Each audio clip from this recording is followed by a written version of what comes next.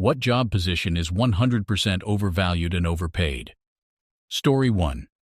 If someone else is regional VP, they are either drowning in responsibilities working 70 hours a week, or they have absolutely nothing to do other than collecting a check.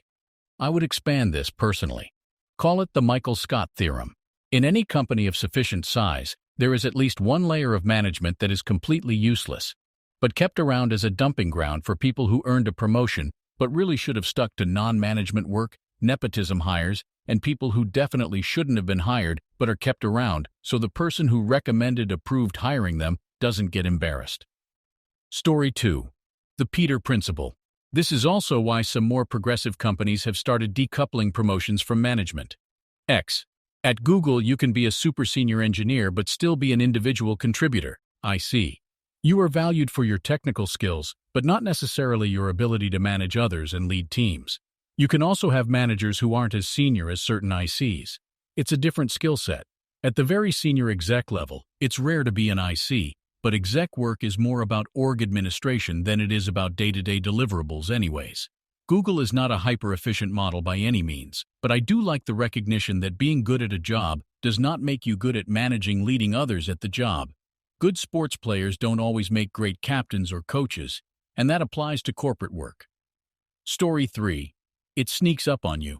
It's not like you go from 35 HRs DUK and 60K salary to 70 HRs and 300K overnight.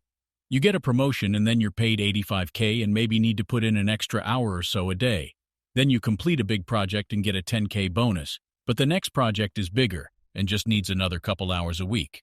Knock that out of the park and keep doing well, and the next thing you know you're pulling down 150K with 30K bonuses and somehow are pushing 50 HRs WK, but it's easy to justify because you're able to take the family on nicer vacations and save up more for college. A few more years go by and you're at 200K with 50K bonuses and stock grants that take 3 years to vest and putting in 70 HRs week and the occasional week or two of international work travel. In the 15 years or so that took, your family has adapted to your schedule, your lifestyle has come to depend on that income, college payments are right around the corner, and you are starting to seriously think about retirement income. Besides, your kids are now teenagers and are out of the house more than they're home, so what's the harm in spending just a couple more hours at work? That's how you end up on the train, and it's really hard to jump off. Story 4. Former college employee here. It's worse than that. I mean, even ignoring the fact that they're taking tuition money from students who don't understand how loans work most of the time. Many freshmen are lacking basic skills necessary for college success, such as study skills, critical thinking and analysis, and even formal writing skills, which should be an easy fix, since most higher ed institutions offer tutoring, and professors offer office hours, right? Wrong. Funding is getting cut, which limits programs like tutoring. More and more colleges are opting to hire adjunct professors, who often teach at multiple colleges in order to pay their bills, so they have further limited office hours, since they're literally driving across town to teach somewhere else after they finish teaching.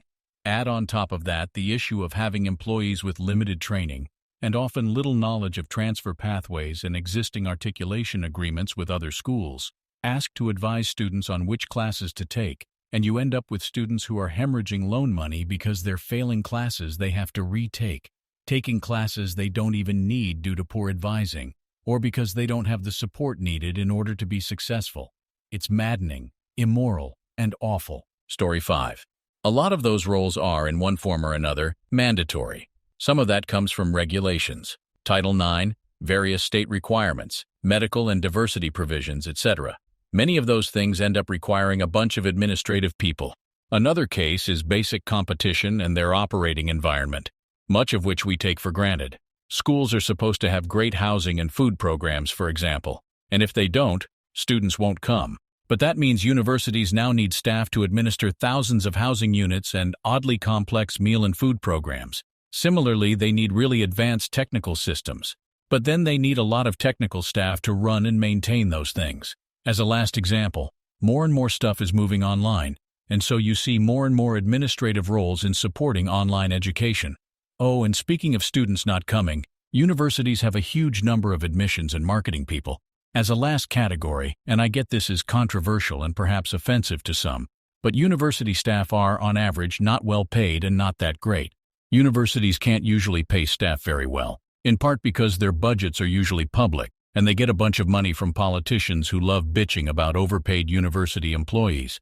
So universities will have programmers, for example, who are writing software to keep core university systems going, but they'll be paying them sometimes half or less of normal market rates. You also regularly see cases where they have some hiring category for a job that makes it so individual departments have 5 fairly incompetent staff, all making 30-40 a year, doing the collective work that you could get from paying 2 good people more like 60-80.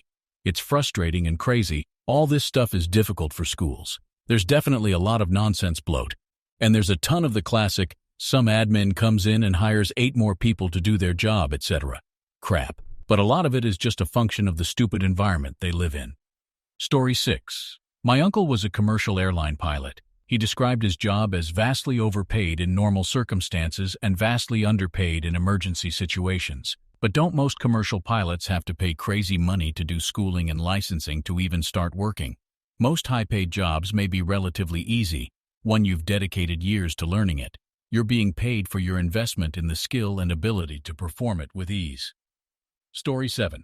Wildland firefighter here. I wish we even made that much. It's not uncommon to work 120-hour weeks during the summer. You'll often not get to go home for a month or more. My longest stint away from home has been 62 consecutive days. I've had to carry dead coworkers off of mountains because we couldn't declare them as deceased until a paramedic checked them.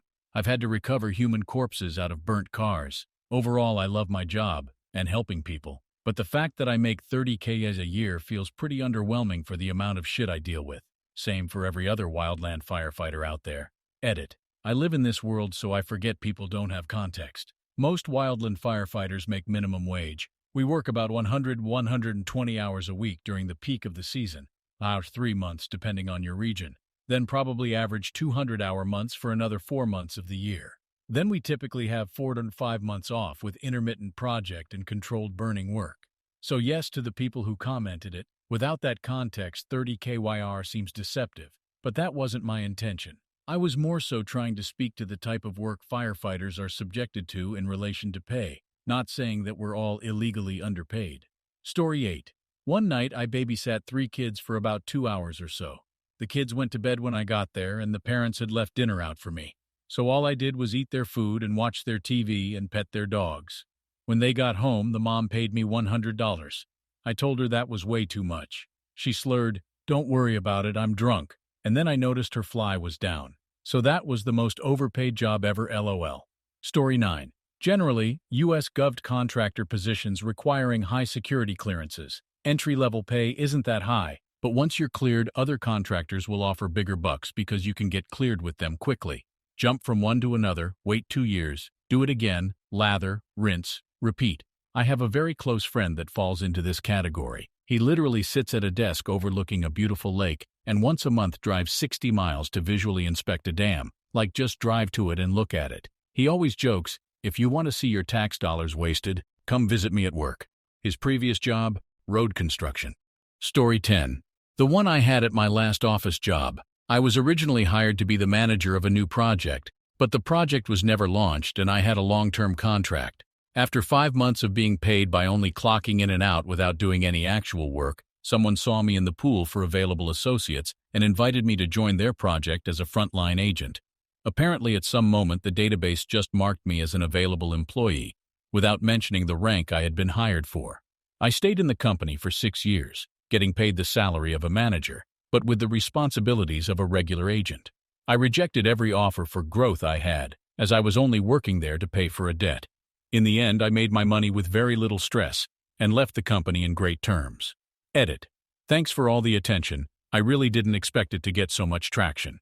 Here's an answer to a couple common comment I've seen. First, if it was so good, why did I leave? Simple. This job had nothing to do with my own career path. A few years back, my life basically crumbled to pieces. I got into some really bad debt, and at some point I just had to get a job, even if it was an office job I didn't want.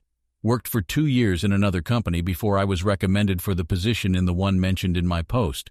The day my debt was paid off was the day I presented my 2-week notice and left in great terms. I was lucky to have a nice team around me. Second, no, I won't mention the company or project. It was as an analyst in a streaming app, No, not the super big ones. What I actually did as a frontline agent was a hybrid of customer service and developer support, all text-based. Third, it was indeed a very fortunate set of coincidences, and I took advantage as much as I could, but I left due to my own pursuit. I'm doing good with my own independent endeavor, and no salary will be more valuable than my own sense of accomplishment of making a living out of what I love doing. Cheers, Reddit. Story 11, Hospital CEOs, and actually almost all hospital upper management. There are so many layers of management that many of them barely step foot into a healthcare facility ever, let alone ever speak to a patient. Yet all of them make 6, 7, 8-figure salaries plus mega bonuses. My hospital network CEO makes $11 million salary, not including bonuses, which bothers me, but bothers me even more are all the board members and shit directly under him making nearly as much. It's hundreds of millions of wasted money paid to the people trying to screw staff out of good pay and screwing patients into paying big bills. Story 12. My last job in college, before starting my career, I was an overnight shelter staff for transitional housing. Since these clients were basically back up on their feet by the time they arrived, they were pretty self-sufficient. I was paid about 25% higher than other night